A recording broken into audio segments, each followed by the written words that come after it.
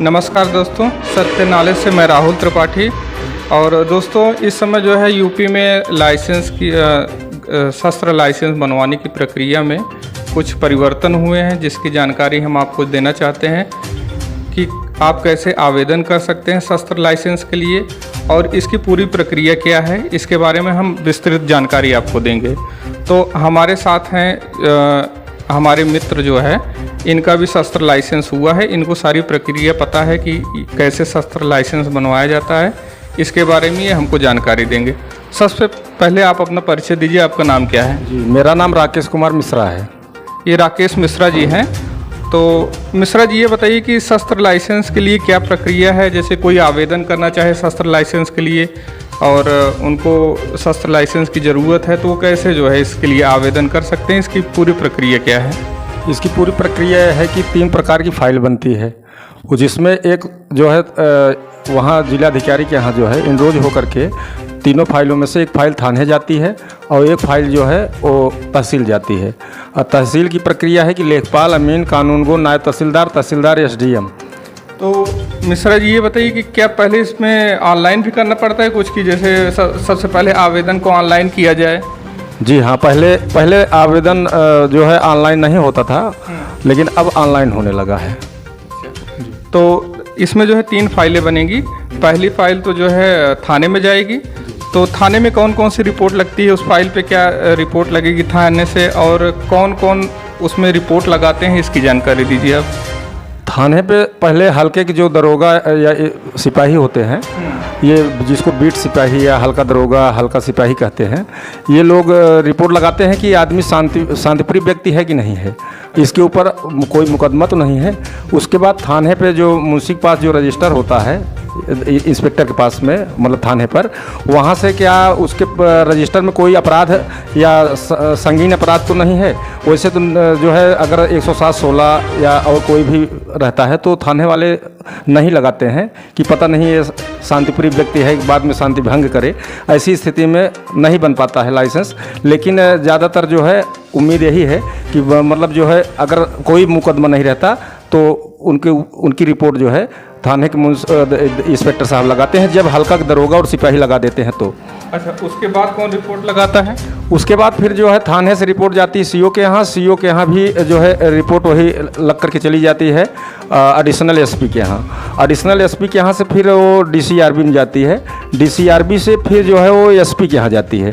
फिर एसपी के यहाँ से जो है वो जिलाधिकारी यानी शस्त्र कार्यालय में वहाँ जाती है। फिर तहसील वाली रिपोर्ट आती है। तो देखिए, इसमें आप समझ गए होंगे कि जो थाने की रिपोर्ट लगती है उसमें जो है सब कुछ जांच किया जाता है कि ये व्यक्ति शांतिप्रिय है कि नहीं, कोई मुकदमा है इसके ऊपर कि नहीं, कहीं शस्त्र लाइसेंस देने के बाद ये उपद्रव ना करे। तो ये सारी रिपोर्ट थाने से लगती है। और इसके बाद दूसरा फाइल का नंबर आता है जो कि तहसील से रिपोर्ट लगती है। तो मिश्रा जी, ये बताइए, तहसील की रिपोर्ट में क्या क्या वो देखते हैं कि व्यक्ति के उस लायक है कि नहीं, उसमें क्या क्या रिपोर्ट लगाई जाती है?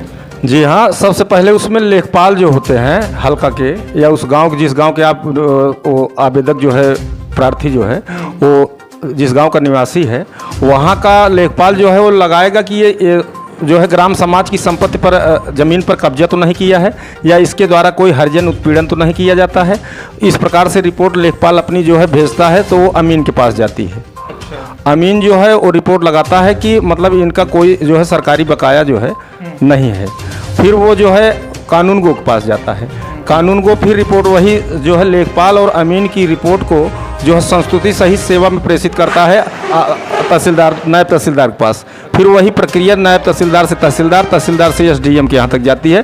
तो नीचे मुख्य रूप से लेखपाल की रिपोर्ट होती है और अमीन की रिपोर्ट होती है। उसी रिपोर्ट के आधार पर जो है उप जिलाधिकारी महोदय द्वारा वो जिलाधिकारी के यहाँ शस्त्र कार्यालय भेज दिया जाता है। फिर दोनों फाइल वहाँ जाने के बाद जो है सबमिट की जाती है। फिर अगली प्रक्रिया होती है, प्रार्थी जिलाधिकारी महोदय के समक्ष प्रस्तुत हो, उसके बाद अपना जो है वो बताए कि हमने सारी औपचारिकताएँ पूर्ण कर चुका हूँ।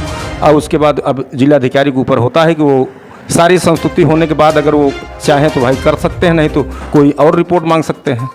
हाँ, तो ये सारी प्रक्रिया होने के बाद अंत में जो है निर्णय जिलाधिकारी लेते हैं कि ये व्यक्ति लाइसेंस देने लायक है कि नहीं है। उस पे वो निर्णय लेते हैं, उसके बाद ही लाइसेंस को जो है वो स्वीकृत करते हैं।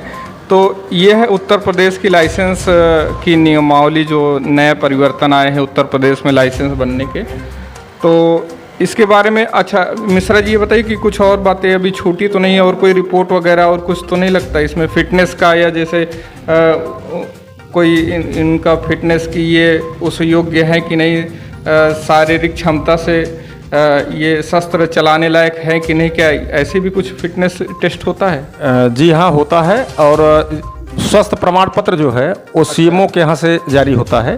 तो जो आवेदक होता है वो सीएमओ के यहाँ से जा करके और अपना जांच करवाए कि मतलब कि उसको कोई हार्ट का पेशेंट, बीपी का पेशेंट, इस प्रकार कोई बीमारी तो नहीं है, या उसको आंख से कम दिखाई देता है। तो ये सब चीज़ें जो है वो वहाँ दिखाने के बाद जब सीएमओ द्वारा स्वस्थ प्रमाण पत्र बना दिया, हाँ ये पूर्ण रूप से स्वस्थ है। नियम यही है कि स्वस्थ आदमी को ही शस्त्र लाइसेंस दिया जाए, अस्वस्थ आदमी को नहीं। तो ये प्रक्रिया है शस्त्र लाइसेंस के। तो इसी के साथ हम मिश्रा जी के धन्यवाद करना चाहेंगे। आपका बहुत बहुत धन्यवाद मिश्रा जी जानकारी देने के लिए। जी नमस्कार दोस्तों, सत्य नॉलेज से मैं राहुल त्रिपाठी। और दोस्तों इस समय जो है यूपी